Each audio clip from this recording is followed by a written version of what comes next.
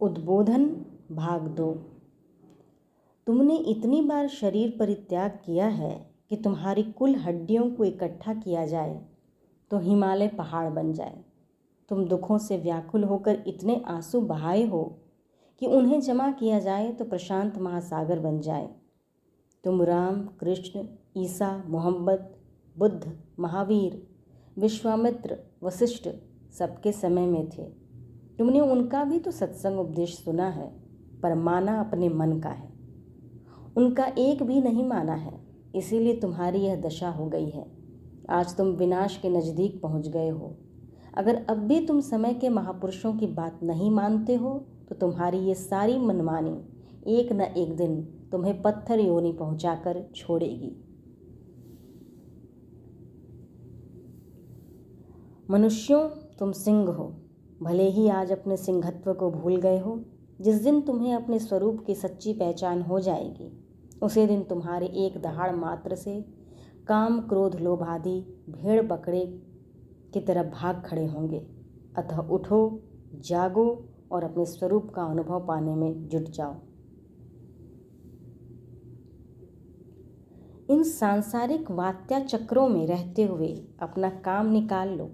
सांसारिक प्रपंच ऐसे ही चला करते हैं। संसार चक्रव्यूह को अभ्यास रूप अस्त्र से तोड़ डालो। यह अमोघ अस्त्र सद्गुरु की कृपा से मिलता है, जो तुम्हें सुलभ ही है। तुम वीर हो, भीरुता छोड़ो और साहस पूर्वक अपना घेरा काटकर परम मुक्ति का आनंद प्राप्त कर लो।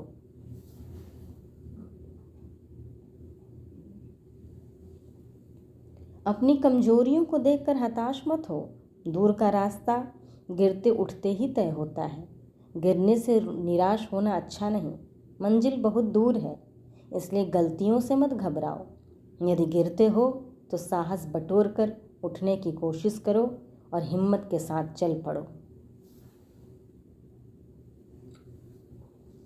सांप किसी मेढक को पकड़ लेता है। धीरे धीरे वह उसके पांवों को, कमर, धड़, गर्दन को निगलता जाता है।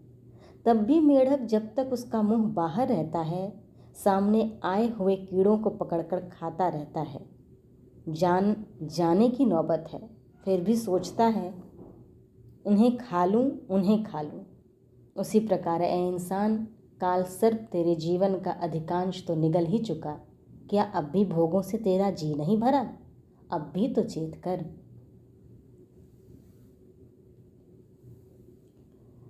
घोड़ा सवारी के लिए है ना।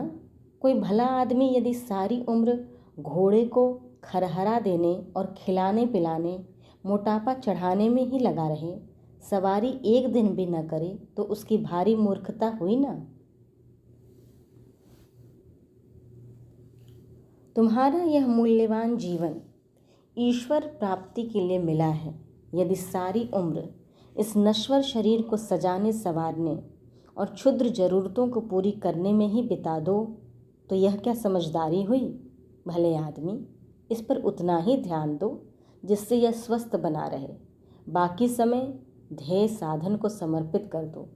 जब यह साधन भी कालक्रम से छीन लिया जाएगा तो हाथ मलकर रह जाओगे।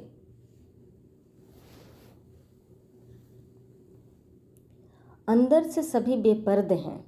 दुनिया के लिए ऊपर से पहनावा पहन रखा है। इसी तरह तुम जो गलती करते हो उसे स्वयं तो जानते ही रहते हो। भले ही दूसरे से छुपाए रखो, लेकिन अंतिम फैसला तुम्हारी आत्मा का ही मान्य होगा, जो मुंसिफ बनकर तुम्हारी करनी का सदैव निरीक्षण करता रहता है। इसलिए नाजायज़ कर्म मत करो, अन्यथा अवश्यमेव दंडित किए जाओगे। तुम्हारी एक भी चालाकी काम नहीं आएगी।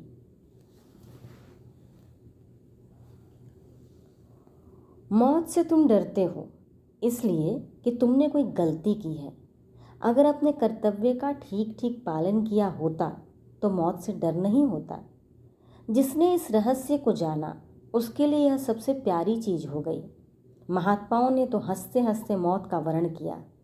फकीरों की दृष्टि में वह मात्र वस्त्र परिवर्तन सा है। पुराना जीर्ण शीर्ण शरीर बदलकर नया शरीर मिल गया। जब तुम धरती की गोद में गिरे तब न लालच थी न अहंकार, इसी से तुम सबके प्यारे लगते थे। त्रिलोकी का राज्य भी तुम्हारे सामने पेश किया जाए, लेकिन तुमने तृण भर की कीमत नहीं की। आज तुम में बहुत सारे दोष आ गए, इसीलिए तो जिन्हें तुम प्यारा कहते थे उनसे भी भयभीत हो।